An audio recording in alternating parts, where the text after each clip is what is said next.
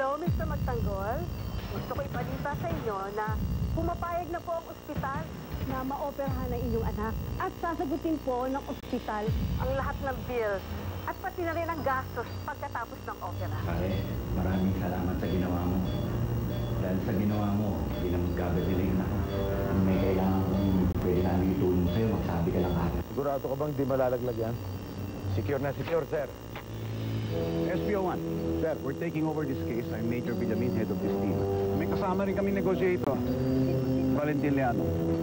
Kaso sir, may kumakausap na doon sa hostage taker sa loob. Sino? Si Romano, sir.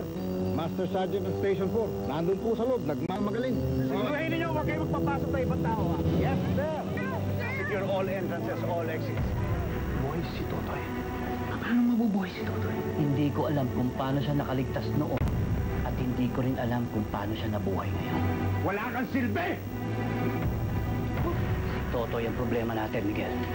Minsan lang ako humiling sa'yo. Hindi mo pa ako napagbigyan. Talagang wala kang silbi. Sir, permission to conduct a room-to-room, floor-to-floor search of the main building. Papunta sa emergency room. Yes, sir. Thank you.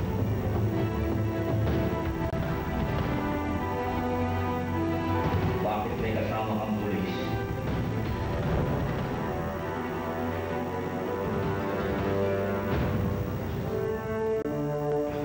Hindi ako nandito para arrestuin ka.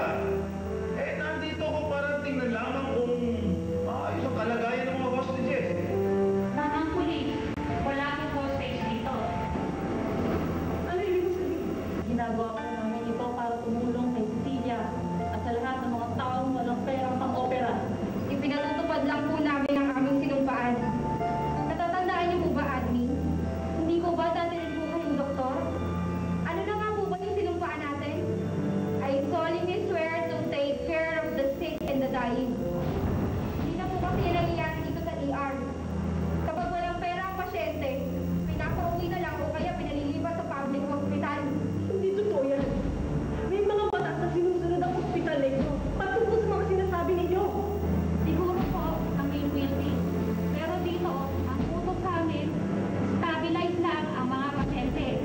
Kapag nabigyan na ng first aid, palayasin na lang po agad. Kahit anong transfer, laging nasa muli ang mga walang pera.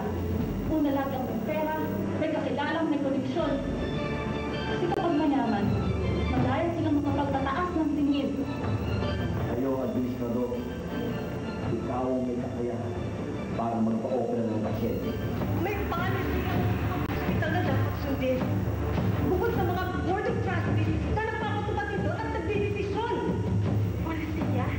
Lord, hindi ba kayo natawag sa mga ginagawa ninyo? Nagpapanggap kayo dito.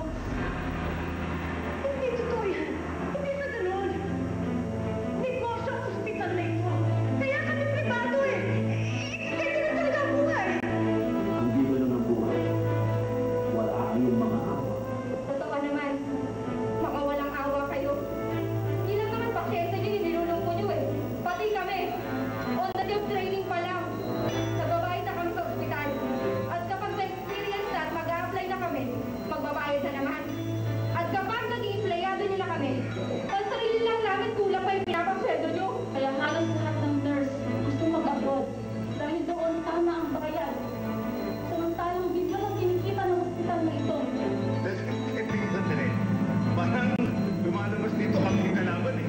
Parang baril namin ang nakatutok sa inyo.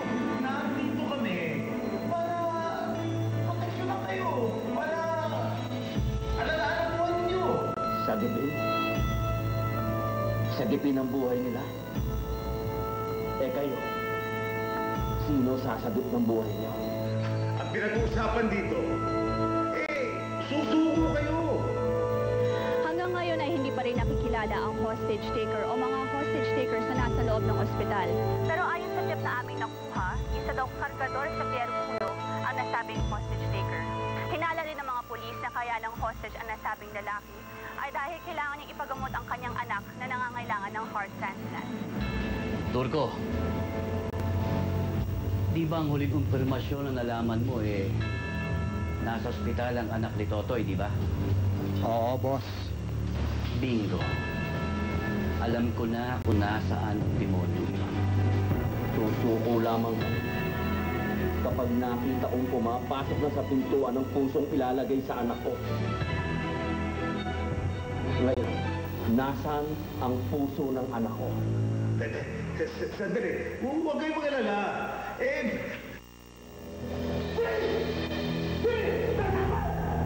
Isang arbang ba? Tuluyan na. Ay, balahibo mo lang ang kumilos. Tuluyan mo yan. Ibig sabihin ba nito, wala lahat ang ipinangako mo? Style lang ni admin yun. Tanga ka eh. Naniwala ka sa kanya sa telepono, sa arte niya. Ako nga naiyak dahil sa galing niya eh. Lahat ng mga nurse at mga doktor na sumama kay Mr. Magtanggol na ito ay pagtukulog ko. At huwag na rin pumasok, may trabaho pa kayo! Sige. Gaba! Gaba! Gaba, sabi! Tigil! Wala magbababuto ako sa position! Wala magbababuto!